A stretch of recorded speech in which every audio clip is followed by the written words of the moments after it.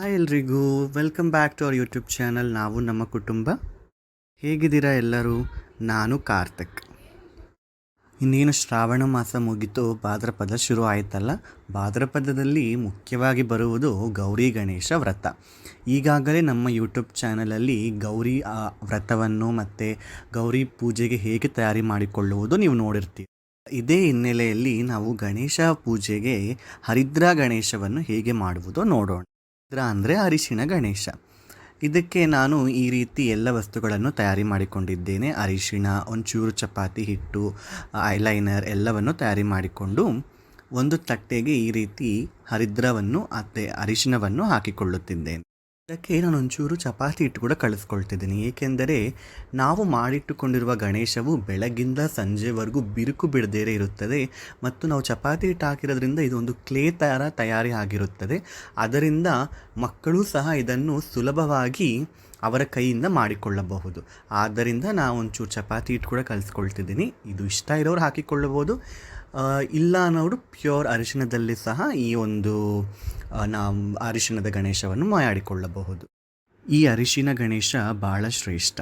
ಏಕೆಂದರೆ ಸಾಕ್ಷಾತ್ ಪಾರ್ವತಿ ದೇವಿಯೂ ಸಹ ತನ್ನ ಕೈಯಾರೆ ಈ ಒಂದು ಗಣೇಶನ ರೂಪವನ್ನು ತಯಾರಿ ಮಾಡಿಕೊಂಡು ದೇವತೆಗಳ ಸಹಾಯದಿಂದ ಗಣೇಶನಿಗೆ ಪ್ರಾಣವನ್ನು ಕೊಡುತ್ತಾಳೆ.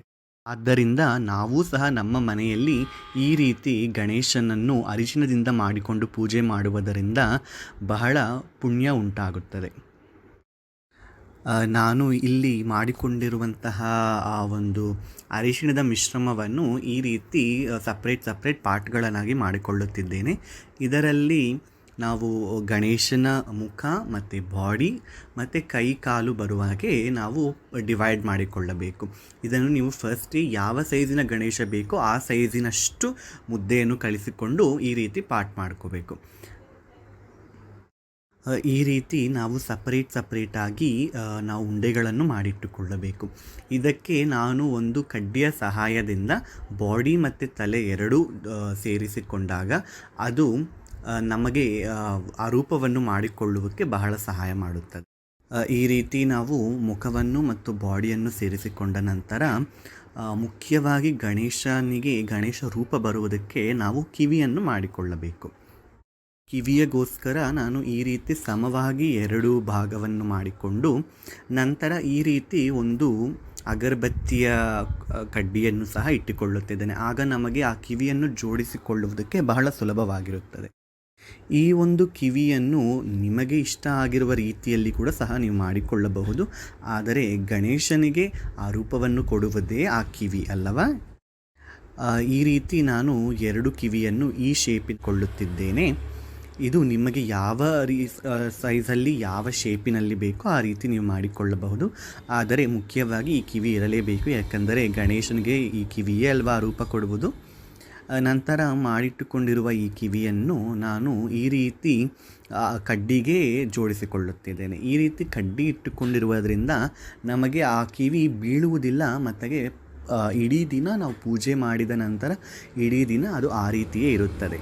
ಸೊ ಈ ರೀತಿ ಮಾಡಿಕೊಂಡು ನಾನು ಕಿವಿಯನ್ನು ಸಹ ಜೋಡಿಸಿಕೊಂಡಿದ್ದೇನೆ. ಕಿವಿಯನ್ನು ಜೋಡಿಸಿದ ನಂತರ ಗಣೇಶನಿಗೆ ಆ ರೂಪ ಕೊಡುವುದಿನ್ಯಾವುದು? ಸೊಂಡಿಲು ಅಲ್ವಾ? ನಾನು ಸೊಂಡಿಲನ್ನು ಸಹ ಈ ರೀತಿ ಜೋಡಿಸಿಕೊಳ್ಳುತ್ತಿದ್ದೇನೆ. ಇದು ಕೂಡ ನಿಮಗೆ ಯಾವ ಸೈಜ್ ಬೇಕೋ ಆ ಸೈಜ್ ಮಾಡಿಕೊಳ್ಳಬಹುದು. ಬಲಮುರಿ, ಎಡಮುರಿ, ನಿಮಗೆ ಯಾವ ರೀತಿ ಗಣೇಶವನ್ನು ತಯಾರಿ ಮಾಡಿಕೊಳ್ಳಬಹುದು ಆ ರೀತಿ ಜೋಡಿಸಿಕೊಳ್ಳಬಹುದು. ನಂತರ ನಾವು ಮುಖ್ಯವಾಗಿ ಮಾಡಿಕೊಳ್ಳಬೇಕಾಗಿರುವುದು ಕಾಲು ಮತ್ತು ಕೈ. ನಾನು ಈ ರೀತಿ 4 ಸಮವಾಗಿರುವಂಥ ಭಾಗಗಳನ್ನು ಮಾಡಿಕೊಳ್ಳುತ್ತಿದ್ದೇನೆ. ನಾವು 3 ಪಾರ್ಟಿಷನ್ ಮಾಡಿಕೊಂಡಿದ್ದೇವೆ. ಒಂದು ತಲೆಗೆ, ಇನ್ನೊಂದು ಬಾಡಿಗೆ, ಇನ್ನೊಂದು ಉಳಿದಿದ್ದು ನಾವು ಈ ರೀತಿ ಸೊಂಡಿಲು, ಕಿವಿ, ಕಾಲು, ಕೈಗಳನ್ನು ಮಾಡಿಕೊಳ್ಳುವುದಕ್ಕೆ ಉಪಯೋಗಿಸಿಕೊಳ್ಳುತ್ತಿದ್ದೇವೆ. ಇದನ್ನು ನಾನು ಈ ರೀತಿ ಉದ್ದವಾಗಿ ಮಾಡಿಕೊಂಡು ನಮಗೆ ಯಾವ ಸೈಜಿನಲ್ಲಿ ಬೇಕೋ ಆ ಸೈಜಿನಲ್ಲಿ ನಾವು ಕಾಲು ಕೈಗಳನ್ನು ಈ ರೀತಿ ಮಾಡಿಕೊಳ್ಳಬೇಕು. ನಂತರ ಮೊದಲಿಗೆ ನಾನು 2 ಕಾಲನ್ನು ಜೋಡಿಸಿಕೊಳ್ಳುತ್ತಿದ್ದೇನೆ. ನಾವು ಕಾಲನ್ನು ಜೋಡಿಸಿಕೊಳ್ಳಬೇಕಾದರೆ ಆ ತುದಿ ಭಾಗವನ್ನು ಪಾದವನ್ನಾಗಿ ನಾವೇ ಒಂದು ಚೂರು ಈ ರೀತಿ ತಯಾರಿ ಮಾಡಿಕೊಂಡ ಅದು ಪಾದವಾಗಿ ಭಾಸವಾಗುತ್ತದೆ. ನಂತರ ನಾವು ಚಪಾತಿ ಹಿಟ್ಟು ಯೂಸ್ ಮಾಡಿರೋದ್ರಿಂದ ಸುಲಭವಾಗಿ ಅದು ಕ್ಲೇ ರೀತಿ ಅಂಟಿಕೊಳ್ಳುತ್ತದೆ. ಒಂಚೂರು ನೀರು ಹಚ್ಚಿಕೊಂಡು ನಾವು ಆ ಶೇಪನ್ನು ಮಾಡಿಕೊಂಡು ಹೋಗಬಹುದು. ಕಾಲನ್ನು ಜೋಡಿಸಿಕೊಂಡ ನಂತರ ಈ ರೀತಿ ಕೈಯನ್ನು ಸಹ ನಾವು ಜೋಡಿಸಿಕೊಳ್ಳಬೇಕು. ಎಡಗೈಯನ್ನು ಈ ರೀತಿ ಜೋಡಿಸಿಕೊಂಡು ಬಲಗೈಯನ್ನು ಆಶೀರ್ವದಿಸುವ ಒಂದು ಮುದ್ರೆಯಲ್ಲಿ ನಾವು ಜೋಡಿಸಿಕೊಳ್ಳಬಹುದು. ಈ ರೀತಿ ಆ ಶೇಪನ್ನು ಮಾಡಿಕೊಂಡು ಈ ರೀತಿ ಅಂಟಿಸಿಕೊಳ್ಳುತ್ತಿದ್ದೆ. ಇದ ಹಾಗೆ ಚಪಾತಿ ಹಿಟ್ಟಾಗಿರೋದ್ರಿಂದ ಬೇಗ ಅಂಟಿಕೊಳ್ಳುವುದಕ್ಕೆ ನಮಗೆ ಉಪಯೋಗ ಮಾಡಿಕೊಳ್ಳುತ್ತದೆ. ಈ ರೀತಿ ಹಸ್ತವನ್ನು ನಾವು ಜೋಡಿಸಿಕೊಳ್ಳಬೇಕು. ನಂತರ ನೋಡಿ ಎಷ್ಟು ಮುದ್ದಾಗಿ ಕಾಣುತ್ತಲ್ಲ. ಇನ್ನು ಏನು ಅಲಂಕಾರ ಮಾಡೋಕ್ಕೆ ಮುಂಚೆ ನಾವು ಇಷ್ಟೇ ಹರಿದ್ರ ಗಣೇಶವನ್ನು ಸಹ ಇಟ್ಟು ಪೂಜೆ ಮಾಡಬಹುದು.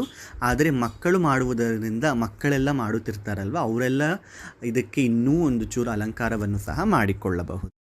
ಈ ರೀತಿ ಉಳಿದಿದ್ದ ಅರಿಶಿಣದ ಉಂಡೆಯನ್ನು ನಾನು ಈ ರೀತಿ ಪೇಟೆಯನ್ನಾಗಿ ಮಾಡಿಕೊಳ್ಳುತ್ತಿದ್ದೇನೆ. ನೀವು ಸಹ ನಿಮಗೆ ಇಷ್ಟ ಆಗಿರುವ ಶೈಲಿಯಲ್ಲಿ ಮಾಡಿಕೊಳ್ಳಬಹುದು. ನಂತರ ಕಣ್ಣಿಗೋಸ್ಕರ ನಾನು ಒಂದೆರಡು ಮೆಣಸನ್ನು ತಗೊಳ್ಳುತ್ತಿದ್ದೇನೆ. ನೀವು ಅದನ್ನು ಪೇಂಟಲ್ಲಿ ಕೂಡ ಇಡಬಹುದು ಅಥವಾ ಮೆಣಸನ್ನು ಸಹ ಉಪಯೋಗಿಸಿಕೊಳ್ಳಬಹುದು. ಈ ರೀತಿ ಮೆಣಸನ್ನು ಇಡುತ್ತಿದ್ದೇನೆ. ಅದು ಬಹಳ ಗುಂಡಾಗಿ ಅಂದವಾಗಿ ಕಾಣುತ್ತದೆ ಎಂದು ಈ ರೀತಿ ಜೋಡಿಸಿಕೊಳ್ಳುತ್ತಿದ್ದೇನೆ. ನೀವು ಇದಕ್ಕೆ ಸಣ್ಣವಾದ ಬ್ಲ್ಯಾಕ್ ಕಲರಲ್ಲಿ ಬರುವಂಥ ಸ್ಟಿಕ್ಕರ್ಸನ್ನು ಸಹ ಇಟ್ಕೊಳ್ಳಬಹುದು. ನಂತರ ಉಳಿದಿದ್ದ ಒಂದು ಚೂರು ಅರಿಶಿಣವನ್ನು ನಾನು ಈ ರೀತಿ ಒಂದು ಲಡ್ಡುವಿನ ಹಾಗೆ ಮಾಡಿ ಎಡಗೈಯಲ್ಲಿ ಇಡುತ್ತಿದ್ದೇನೆ. ನಂತರ ಈ ಒಂದು ಐಲೈನರ್ ಅಥವಾ ಬ್ಲ್ಯಾಕ್ ಪೇಂಟಿನಿಂದ ಆ ಒಂದು ಮೆಣಸನ್ನು ಸಹ ಹೈಲೈಟ್ ಮಾಡುತ್ತಿದ್ದೇನೆ. ನೀವು ಸಹ ಅದನ್ನು ಮಾಡಿಕೊಳ್ಳಬಹುದು. ಇದು ಮಕ್ಕಳಿಗೆ ಬಹಳ ಒಂದು ಒಳ್ಳೆಯ ಆ್ಯಕ್ಟಿವಿಟಿಯಾಗೂ ಇರುತ್ತದೆ. ಅವರ ಕೈಯಾರೆ ಅವರಿಗೆ ಗಣೇಶವನ್ನು ಮಾಡುವ ಒಂದು ಈಸಿ ಮೆಥಡಲ್ಲೂ ಸಹ ಇರುತ್ತದೆ. ತಾವೆಲ್ಲರೂ ಸಹ ಈ ರೀತಿ ಕಣ್ಣನ್ನು ಮಾಡಿಕೊಂಡು ಈ ರೀತಿ ಒಂದು ಸಣ್ಣ ಐಬ್ರೋವನ್ನು ಮಾಡಿಕೊಳ್ಳಬಹುದು. ನಂತರ ನಾನು ಪೇಂಟ್ ಉಪಯೋಗಿಸಿಕೊಂಡು ಅಲಂಕಾರವನ್ನು ಮಾಡಿಕೊಳ್ಳುತ್ತಿದ್ದೇನೆ. ಇದು ನಿಮ್ಮ ಇಷ್ಟ, ಯಾವ ರೀತಿ ಅಲಂಕಾರ ಬೇಕಾದರೂ ಸಹ ಮಾಡಿಕೊಳ್ಳಬಹುದು. ಇಲ್ಲವೆಂದರೆ ಕೇವಲ ಹರಿದ್ರ ಗಣೇಶವನ್ನು ಸಹ ನೀವು ಆ ರೀತಿಯೇ ಇಟ್ಟುಕೊಂಡು ಮಾಡಬಹುದು. ನಾನು ಈ ರೀತಿ ಸೊಂಡಲನ್ನು ಸಹ ಅಲಂಕರಿಸಿಕೊಳ್ಳುತ್ತಿದ್ದೇನೆ. ಮಕ್ಕಳಿಗಾದರೆ ಇದರ ಬಗ್ಗೆ ಬಹಳ ಆಸಕ್ತಿ ಉಂಟಾಗುತ್ತದೆ ಗಣೇಶವನ್ನು ಅಲಂಕಾರ ಮಾಡಿಕೊಳ್ಳಲು. ಈ ರೀತಿ ನಿಮಗೆ ಇಷ್ಟ ಆದ ಹಾಗೆ ನೀವು ಸಹ ಪೇಂಟನ್ನು ಮಾಡಿಕೊಳ್ಳಬಹುದು. ನಾನು ಈ ರೀತಿ ಆ ಲಡ್ಡುವನ್ನು ಸಹ ಹೈಲೈಟ್ ಮಾಡುತ್ತಿದ್ದೇನೆ ವೈಟ್ ಪೇಂಟ್ ಉಪಯೋಗಿಸಿಕೊಂಡು. ನಂತರ ಗಣಪತಿಗೆ ಮುಖ್ಯವಾಗಿ ಬೇಕಾಗಿರೋದು ಯಜ್ಞೋಪವೇತ ಅಲ್ವಾ. ಸೊ ಅದರಿಂದ ಅದನ್ನು ಸಹ ವೈಟ್ ಪೇಂಟನ್ನು ಉಪಯೋಗಿಸಿಕೊಂಡು ಈ ರೀತಿ ಯಜ್ಞೋಪವೇತವನ್ನು ಮಾಡಿಕೊಳ್ಳುತ್ತಿದ್ದೇನೆ.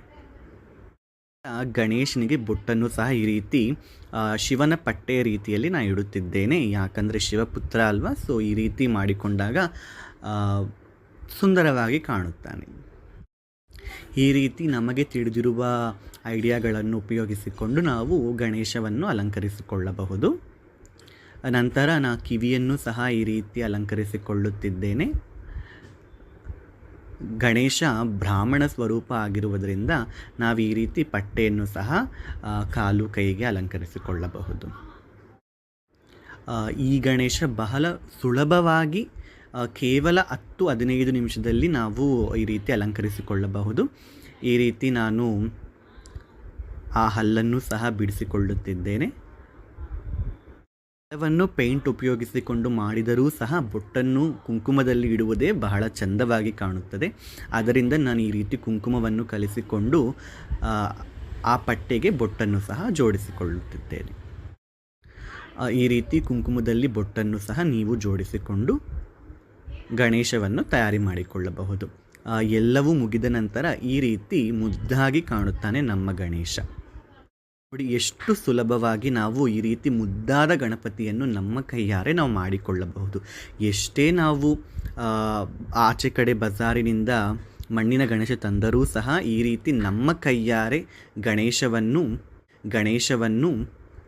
ಅರಿಶಿಣದಲ್ಲಿ ಮಾಡಿಕೊಂಡರೆ ಆ ಒಂದು ತೃಪ್ತಿ ಬಹಳ ದೊಡ್ಡದಾಗಿರುತ್ತದೆ. ಹೇಳಿದ ಹಾಗೆ ಪಾರ್ವತಿಯೂ ಸಹ ಈ ರೀತಿ ಅರಿಶಿಣದ ರೂಪವನ್ನು ಮಾಡಿಕೊಂಡು ಗಣೇಶನಿಗೆ ಪ್ರಾಣ ಕೊಡುತ್ತಾಳೆ. ನಾವು ಸಹ ಮನಸ ವಾಚ ಕರ್ಮೇಣ ಈ ರೀತಿ ಅರಿಶಿಣದಲ್ಲಿ ನಾವು ಗಣೇಶವನ್ನು ಮಾಡಿಕೊಂಡು ನಮ್ಮ ಭಕ್ತಿಯ ಪ್ರಾಣವನ್ನು ಅದರಲ್ಲಿ ಬಿಟ್ಟು ಗಣೇಶನಿಗೆ ಪೂಜೆ ಮಾಡಿದರೆ ಆ ಗಣೇಶ ಬಹಳ ತೃಪ್ತಿಗೊಳ್ಳುತ್ತಾನೆ. ನನಗೆ ಈ ರೀತಿ ಅರಿಶಿಣದ ಗಣೇಶ ಅಂದರೆ ಬಹಳ ಇಷ್ಟ. ಎಷ್ಟೋ ಸಂದರ್ಭದಲ್ಲಿ, ಎಷ್ಟೋ ಪೂಜೆಗಳಲ್ಲಿ ಈ ರೀತಿ ನಾನು ಅರಿಶಿಣದ ಗಣೇಶವನ್ನು ನನ್ನ ಕೈಯಾರೆ ಮಾಡಿ ಪೂಜೆಯನ್ನು ಸಲ್ಲಿಸಿದ್ದೇನೆ. ಇಲ್ಲಿ ನಾನು ಒಂದಷ್ಟು ಫೋಟೋಗಳನ್ನು ಸಹ ಸೇರಿಸುತ್ತಿದ್ದೇನೆ. ನೀವು ಸಹ ಈ ವರ್ಷದ ಗಣೇಶ ಹಬ್ಬದ ದಿನ ಈ ರೀತಿ ನಿಮ್ಮ ಕೈಯಲ್ಲಿ, ನಿಮ್ಮ ಮಕ್ಕಳ ಕೈಯಲ್ಲಿ ಈ ಅರಿಶಿಣದ ಗಣೇಶವನ್ನು ಮಾಡಿ ಅವರ ಕೈಯಾರೆ ಪೂಜೆ ಮಾಡುವ ಭಾಗ್ಯವನ್ನು ಅವರಿಗೂ ಕೊಡಿ. ಆ ತೃಪ್ತಿಯನ್ನು ನೀವು ಅನುಭವಿಸಿ. ಹೇಳಿದ ಹಾಗೆ ಆಚೆ ಸಿಗುವ ಗಣೇಶವನ್ನು ತಂದು ಅದನ್ನು ಪೂಜೆ ಮಾಡುವುದು ಎಲ್ಲರೂ ಸಹ ಮಾಡುತ್ತಾರೆ. ಆದರೆ ದೇವರಿಗೆ ನಮ್ಮ ಕೈಯಾರೆ ಮಾಡುವುದೇ ಬಹಳ ದೊಡ್ಡ ವಿಷಯ. ಅದು ಚಿಕ್ಕದಾದರೂ ಸಹ, ದೊಡ್ಡದಾದರೂ ಸಹ ಅದು ನಮ್ಮ ಕೈಯಾರೆ ಮಾಡುವುದೇ ದೊಡ್ಡ ವಿಷಯ. ನಿಮ್ಮೆಲ್ಲರಿಗೂ ಸಹ ಈ ಒಂದು ಅರಿಶಿಣದ ಗಣೇಶವನ್ನು ಮಾಡುವ ವಿಧಾನ ಮತ್ತು ರೀತಿಯು ಇಷ್ಟ ಆಗಿದೆ ಎಂದು ಅಂದುಕೊಂಡಿದ್ದೇವೆ. ಇಷ್ಟವಾದರೆ ಲೈಕ್ ಮಾಡಿ, ಶೇರ್ ಮಾಡಿ, ಸಬ್ಸ್ಕ್ರೈಬ್ ಮಾಡಿ, ಕಮೆಂಟ್ ಮಾಡಿ. ತುಂಬ ಜನ ನಮ್ಮ ಚಾನಲನ್ನು ನೋಡುತ್ತಿದ್ದೀರಾ, ಎಲ್ಲರೂ ಸಹ ಕಮೆಂಟ್ ಮಾಡುತ್ತಿದ್ದೀರಾ. ನಮಗೆ ಆಚೆ ಸಿಕ್ಕಿದ್ದರೂ ಸಹ ಅಲ್ಲಿ ನಮ್ಮ ವಿಡಿಯೋಗಳನ್ನು ಗುರುತಿಸಿ ಅದರ ಬಗ್ಗೆ ನಮಗೆ ಒಂದು ಸಂತೋಷಕರವಾದ ವಾಕ್ಯಗಳನ್ನು ಹೇಳುತ್ತಿದ್ದೀರಾ. ಇನ್ನು ಇದೇ ರೀತಿ ನಮ್ಮ ಚಾನಲನ್ನು ಸಬ್ಸ್ಕ್ರೈಬ್ ಮಾಡಿ, ಸಪೋರ್ಟ್ ಮಾಡಿ. ಇದೇ ರೀತಿ ಸಿಂಪಲ್ ಮತ್ತು ಸರಳವಾದ ವಿಷಯಗಳನ್ನು ನಿಮ್ಮ ಜೊತೆ ನಾವು ಹಂಚಿಕೊಳ್ಳುತ್ತಿರುತ್ತೇವೆ. ಮುಂದಿನ ವಿಡಿಯೋದಲ್ಲಿ ಈ ಮಾಡಿಟ್ಟುಕೊಂಡಿರುವ ಗಣೇಶದಿಂದ ಹೇಗೆ ಪೂಜೆಯನ್ನು ಮಾಡುವುದೋ ನಾವು ತಿಳಿಸಿಕೊಳ್ಳಲು ಪ್ರಯತ್ನ ಮಾಡುತ್ತೇವೆ. ಈ ವಿಡಿಯೋವನ್ನು ತಮ್ಮ ಬಂಧು ಬಳಗರಿಗೆ, ಸ್ನೇಹಿತರೆಲ್ಲರಿಗೂ ಶೇರ್ ಮಾಡಿ, ಸಪೋರ್ಟ್ ಮಾಡಿ.